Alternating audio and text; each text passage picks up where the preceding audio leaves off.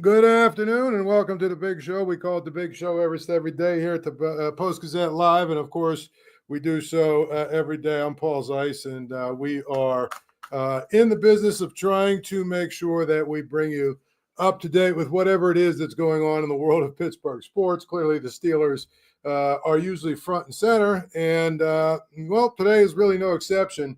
And of course, it's the Steelers making what I would call news off field, just because in my mind, that seems to be what they do very well over the last few years. They seem to do a good job of making sure that they make headlines off the field.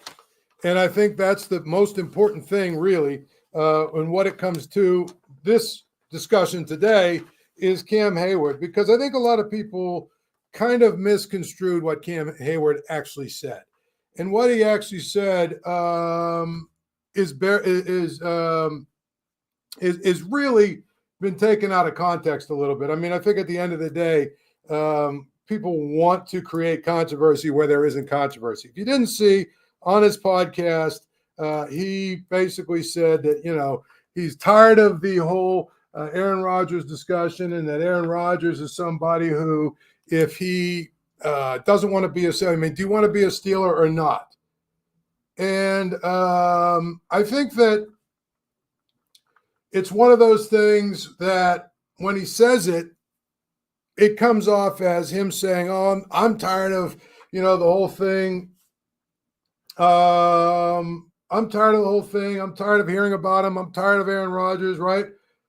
And it's one of those things where that's how it came out. And I feel like it's one of those situations where that's what people wanted to hear. They wanted to hear him say, that basically he's tired of the whole, Aaron Rodgers, and he better, make a decision here or don't make a decision. But if you want to be a Steeler, come be a Steeler. If you don't, you know what? Don't be a Steeler. If you watch the whole thing, context is always so important in these discussions. And I think one of the things about the context of this is important to note. And that is, he was asked a question about whether or not he was going to go out, into the wilderness and whatever. What does Aaron Rodgers do? The weird stuff he does where he meditates and stuff in the wilderness. And Cam Heyward was asked, is he going to go out into the wilderness, and is he going to meditate and all the other stuff that Aaron Rodgers does in anticipation of Aaron Rodgers coming? And I think his answer was basically, no, I'm not going to do that. In other words, I'm not going to go out of my way, to try and influence him one way or the other. Either he wants to be here or he doesn't. That's sort of the context of what he said. And I think it changes it just a little bit, because I know there's a lot of people that really want it to be him saying, well, him saying, well, Aaron Rodgers needs to make his decision and leave everybody else alone. I don't think that's what he's saying at all. I think what he was saying, if you watched it, very, very simple. He was basically saying, no, I'm not going to go on a fast. I'm not going to go on a meditation. I'm not going to do any of that stuff. I'm basically going to, be me. And if he wants to be here, he'll be here. So that controversy, quote unquote, wasn't really that controversial. I know it's the off season. I know that we are all looking for, nuggets of things to, jump on and latch onto. And I know a lot of fans want to do those kinds of things. The reality is it's just not really, this is not that, because to me, it just feels like, if it's taken out of context, it probably is one of those things where it does sound a lot worse than it actually is. And that is going to be, the interesting thing to me. That's going to be the most interesting part of it all, is that people want to take it out of context, because there's a lot of people who don't like Aaron Rodgers and don't want him to be, the quarterback here. And, I've heard people say, well, he's being a prima donna and all this other stuff. I think one of the biggest things that comes out of the whole prima donna discussion, and I touched on this yesterday. Jay Glazer was talking about this today, and he basically said, you know what? We don't understand that this is the end of his career. I mean, this is it. When he picks his team, it's it. It's his last shot. It's his last chance. And I think that's really what it comes down to. That's what he's waiting. I mean, that's what he's making, taking his time. And Jay Glazer said, when you're at the end of your career, you need a little bit more time to make these kinds of decisions. If you're Justin Fields and you make a mistake, guess what? When you're done with the mistake, you're 28. You still have your whole career. Probably 27, 28. If you're Aaron Rodgers, there is no, okay, I made a mistake, signed with the wrong team. It's going nowhere. And now we're done. And so I just think that it is one of the most important things to remember is that I don't know that Aaron Rodgers, in this case, is necessarily being a prima donna. I think the Steelers are right to wait for him. I mean, what are they in a hurry for, to be honest? What are they in a hurry for? I mean, obviously you want to get started with your offseason, but if it's another week or a couple days, I don't think it changes a whole lot. Because at the end of the day, if they're going to try and find another quarterback, it's going to be a trade option. And if it's a trade option, that could probably take all the way until the draft to happen. So it's just important now to remember that it is really, really going to be, just sort of a waited out period. And I don't know that it's, this negative thing that some people make it and make us want to believe it is. I just don't. I think that it's really going to be, he's got to make a choice. And he's looking at his two options realistically and saying, which one gives me the best chance to get to the Super Bowl? I would be willing to bet both of their offers are very competitive with each other. I'd be willing to bet he's probably even in a place where he's saying, money's important, but I have a lot of money. So I don't know. That's the way I would look at it, honestly. I don't really get that worked up about it. And I know a lot of people are, but I'm not. And I won't. Because I think that it's important to note that, it's going to take him a few days to figure it out, what he needs to figure out. So, Cam Heyward, I get what he was saying. I really don't necessarily think it was as harsh as it came out. And especially if you're somebody who just sort of watched that, a little bit of that clip and didn't really see the question in the whole clip. I mean, to me, it seems pretty clear. That's where we're at right now. So, I feel like you gotta continue to work, move forward. You got to continue to look at it from that standpoint, and you've got to try and figure out, what the context is before you jump on it. Again, the Giants are trying to do their due diligence. I know Jameis Winston's there. A report came out today that they reached out to Mason Rudolph. Obviously, he's here. Russell Wilson visited there. I think the Steelers and the Giants are very similar in that they're trying to figure out what their quarterback situation is going to be this year and whether or not they're going to have a guy like Aaron Rodgers for 1 year that might give them a chance to win or not. So, the Giants are doing their due diligence. I think the Steelers probably did their due diligence by signing Mason Rudolph. They don't really have to worry about, plan Bs yet or whatever because they have their plan B, and that's Mason Rudolph. I think one of the things about the Steelers as well is that there's a lot of discussion about what they should do in the first round of the NFL draft. I think the most important thing they have is a hole at defensive line. I mean, I think they have addressed receiver and they've addressed corner in free agency and in trades or whatever. At the end of the day, they now need a defensive lineman. And it wouldn't actually bother me if they had to trade up a few spots to get the guy they want because they need to get one more guy up front. And it has to be somebody that can play right away, that can give them a chance to contribute right away.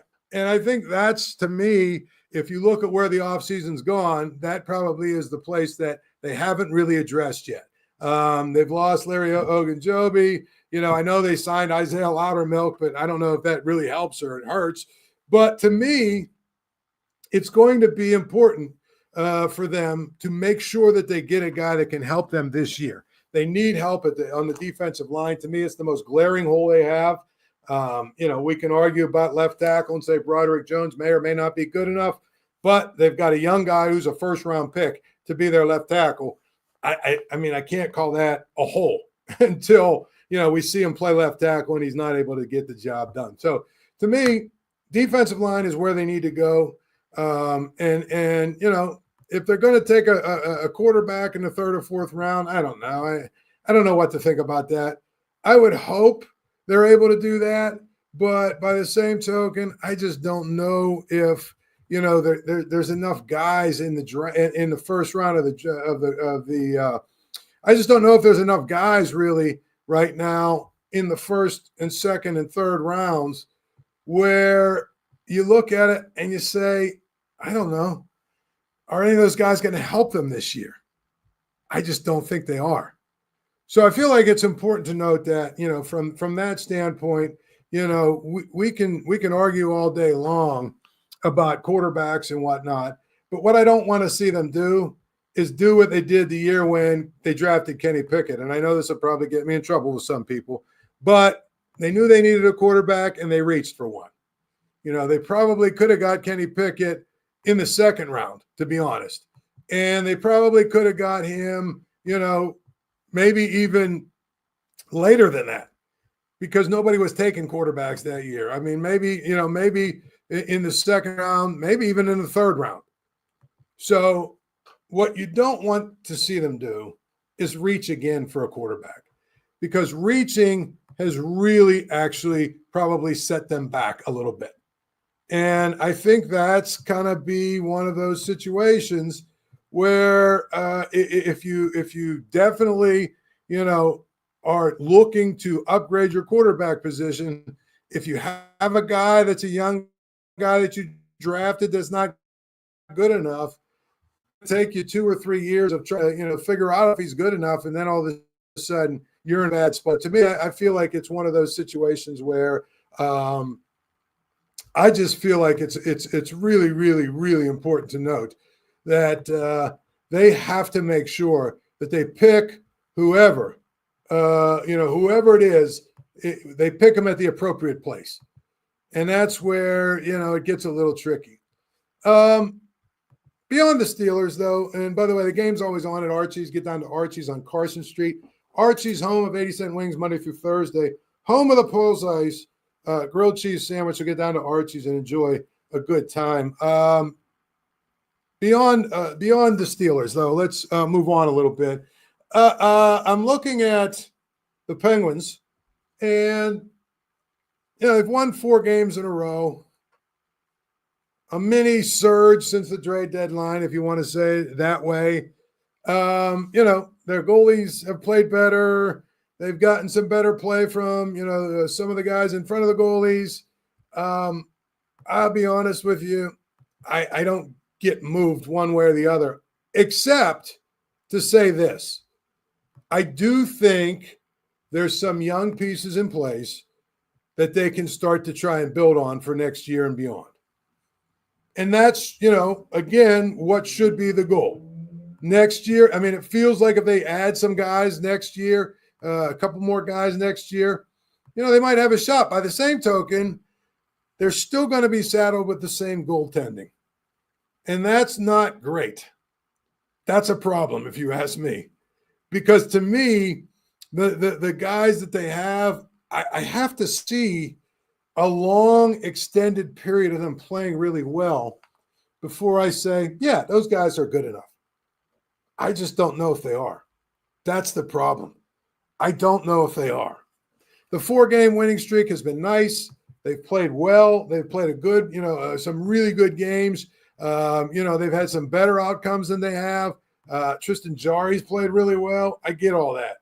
But, again, is it too little too late? Well, I mean, Probably, but they're only 6 points behind the Rangers, and they only have one game in hand. So, stranger things have happened. I mean, if the Rangers finish their season, I think they've got 14 games left. If the Rangers finish their season 8-6, 8-5-1, something like that, probably going to be tough to catch them. But you know what? If you look at what's ahead of the Penguins, they've got some winnable games coming up. And so, they are going to have an opportunity to try and continue this surge and make a run forward. One of the things they've done really well in these games is score goals, which we know they're capable of scoring. The power play's been better. And you know what? Again, the guy that's been in net all 4 games is Tristan Jarry. But that's what you have to ask for next year and beyond. Is Tristan Jarry your guy? Is he good enough? And I think the answer is probably no.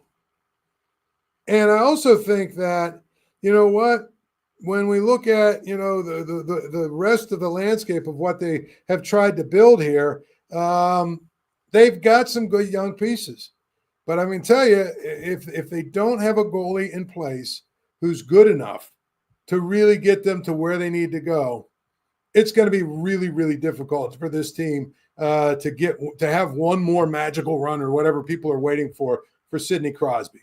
They've got some good young players. I like some of the guys that they've brought in. I think that they've got a zillion picks over the next 3 years. I don't know that they're going to use all those picks as actual picks. I think they'll probably trade some of them for players or prospects or whatever. But reality is, the future is bright with the Penguins, and part of it is they finally just sort of did what the Steelers should have done a couple of years ago. They've embraced rebuilding. It's hard to do, but they've embraced the fact that they're rebuilding. And I think at the end of this year, we'll probably see, Malkin will probably go back to Russia from what I'm told. If he does, it changes the dynamics of the team maybe enough that there's a little bit of a renewed energy or something. I don't know. But the problem you have is that if it takes 2 or 3 more years to really build a contender back up, then I would tell you, if that's the case, I mean, Sidney Crosby is going to be, 39, 40. And while he's timeless in many ways, and he's obviously a guy who keeps himself in incredible shape, and he's obviously still playing at a really high level, you know what? As they always say, Father Time is undefeated. And so to me, I look at it that way, and I just say, you have to get better. You have to get better quickly if you really want to have a team built around him that's going to win one more Stanley Cup. I mean, I look at what the Capitals have done, and, they appear to be good enough right now to win the Stanley Cup. I mean, if you look at where they are point-wise, they're as good as anybody, better than most, actually. And if you look at where they're at in the Eastern Conference right now, right, they have the most points. And if you look at where they're at in the actual entire league, they have the second most points. So, there's a team that rebuilt pretty quickly and still has a chance while their captain is playing at a really high level. And I'm talking about Ovechkin. When he's still playing at a really high level, obviously, you know what? They have a chance maybe to, this year maybe or next to make one more run with him.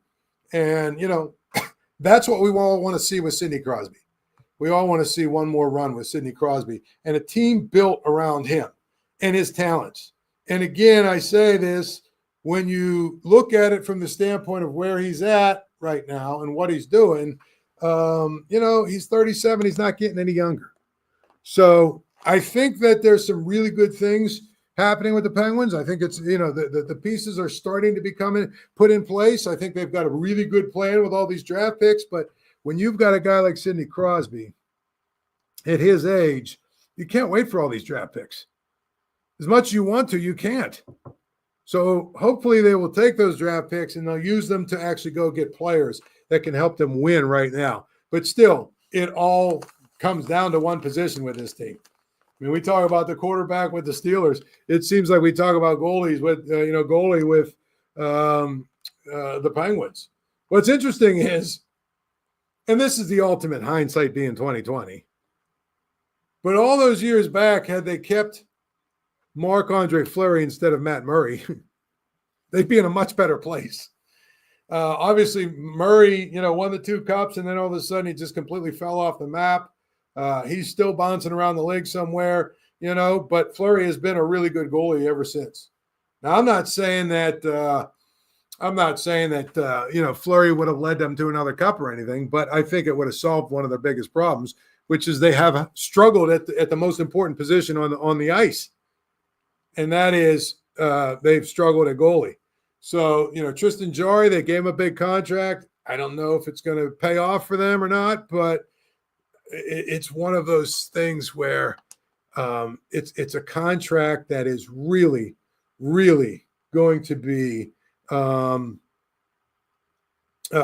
looked at and scrutinized because Jarry hasn't really gotten it done. Now then, let's talk a little baseball right now. Paul Skeens is going to get the ball for the opener. I think that people are missing the whole deal here. There are people that are angry because he's not going to probably be able to pitch the home opener. If you look at the way that things line up, right? They play, they play 4 games in Miami, 3 in Tampa. And then they play at home against the Yankees Friday, Saturday, Sunday. My thoughts on that is if you look at, normal rotation days or whatever you want to call them, right? So he would pitch the first day, and then, there'd be 1, 2, 3, 4. And so he'd pitch in Tampa and then miss the Yankees series. Well, first of all, if they really want him in the Yankees series, he'll pitch. But here's the other thing, and this is how you have to think like the Pirates think. If you do it this way, and you basically, do it this way, there's 2 ways you can do it where you're going to maximize what you're going to get ticket-wise. First of all, you don't need them the home opener because it's going to be sell out anyway. The second day is a Saturday game against the Yankees. It's going to be close to a sellout. The third day is a Sunday game against the Yankees. There'll be a lot of fans there, but you could use them there if you really wanted to. But why not keep them until, if you look at the way that the rotation lines up, he would pitch the Monday or Tuesday against St. Louis when there'd be not a whole lot of fans there in April. Monday, Tuesday evening games against St. Louis. There's not going to be a lot of fans there. But the flip side of that is, how about if you could maximize him and get him twice during that homestand? But again, you don't need him twice in that homestand to sell tickets. I will say this. Say you have him pitch that Tuesday, right? You know when his next time in the rotation would be? The next Monday or Tuesday at home against Washington. Games that will have nobody there. And so, I don't know. I'm looking at the way that the Pirates think. And quite frankly, I think it's pretty clear, you know what? They made the decision. They don't need him to pitch the first series, a weekend series, Friday, Saturday, Sunday, against the Yankees. They just don't need to do that. There's nothing about that they have to do. And I think that's clearly, one of the things that probably went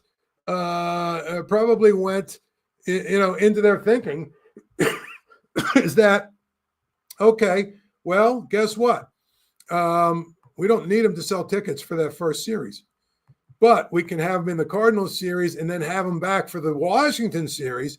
He can sell a lot of tickets on Monday or Tuesday or whatever day he's going to pitch in those series.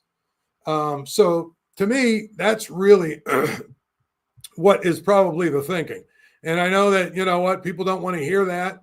They want to see him out there on opening day. Again, that's great. You'd love to see him on opening day against the Yankees. And they could still do that. they could have him skip a couple of days of his starts and come back and pitch the opener against the Yankees. And if he did that, he would pitch the Wednesday game against the Cardinals, which it's a businessman special. And of course, there'd be nobody there in April. So there's a lot of different ways that they can do things, but don't think for 1 second that the financial aspects of it, the ticket selling aspects of it, isn't a part of the discussion because it is. And it has to be. The other thing is they sent Jason DeLay down today. Not a big surprise, but now it basically leaves 3 catchers on the roster. Endy Rodriguez and Henry Davis are basically battling for that backup spot. I can't imagine that those 2 aren't going to make the roster though.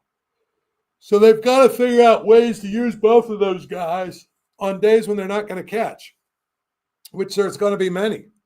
And again, they still have as their DH, Andrew McCutchen. And of course, that's a guy that is going to be their DH. But he can't play every day. He can't hit every day. He can't run every day. They can maybe mix in a little bit of, even though it was a little bit of a disaster, mix Henry Davis in right field a little bit. Endy Rodriguez has played a little bit at first base. I don't know if they would do that, but at the end of the day, that's really what I think they would do or they could do. And I feel like that's where the Pirates are in terms of what they need to do or what they're going to do. Finally, let's move real quickly to the NCAA tournament. Just wrap this up. The NCAA tournament starts tonight, actually. I think does North Carolina play tonight or tomorrow? I forget. I can't. The first 4 stuff doesn't really move me one way or the other, but I know everybody will be very interested in North Carolina because North Carolina, is the team that everybody is complaining they got in and they shouldn't have and all that other good stuff. I would say this: by Tuesday, which we're at, all of the whining and complaining about the brackets needs to go away. I mean, we have women's coaches, whining about they're the first seed, but they're not, the number 1 overall seed, but they're a 1 seed and they're not happy and they're not come on, man. We had, some coaches complaining because, well, Louisville's the 8th seed. Why do they get to play in Lexington? All of this stuff. Really, it's now Tuesday. Let it go. Just let it go. Doesn't matter. The tournament will play out. I don't think there's any thing that really stands out about this tournament. But every year the tournament is the same. People complain about it for 2 days. Then it happens. People are really interested in it for the first 2 days. And then all of a sudden, the interest, because everyone's brackets gets blown out, the interest seems to wane. As an aside to that, people are jammed up because Pitt, declined an NIT berth. Let me tell you something. Pitt needs to make a lot of changes. And I think their roster is going to change significantly. And as a result, playing more games doesn't matter because it's not like they're going to get experience for next year's team. Quite frankly, I hope all of these major power conference teams continue to decline the NIT to become what it should be. And what it should be is a mid-major or teams that are outside the major conferences. That should be their event. That event should be filled with the 28, 29 win teams that lost to their conference tournament and don't have a postseason. Fill it up with those teams. Those teams are hungry. They want to play. You probably have to adjust where the games are played and how you package it. But at the end of the day, guess what? It would be a much better tournament with a much better teams that actually want to be there, as opposed to the team that finished 13th in the ACC or something, or 12th in the ACC or whatever, and doesn't want to be there. I mean, South Carolina's finished 15th in the SEC and got an invite to the NIT and declined it. Nobody wants to see these, power conference teams that didn't make it, because those teams, they do not want to be there. It's very clear. Make it a mid-major tournament, and that's the way it should be. Hopefully tomorrow we can talk about something other than quarterbacks, but who knows? I mean, we just seem to go through the quarterback shuffle every single day, and it never ends. Till then, enjoy your night. It's Paul. Thank you for checking out this content from Post-Gazette Sports. If you watch this video on YouTube, please like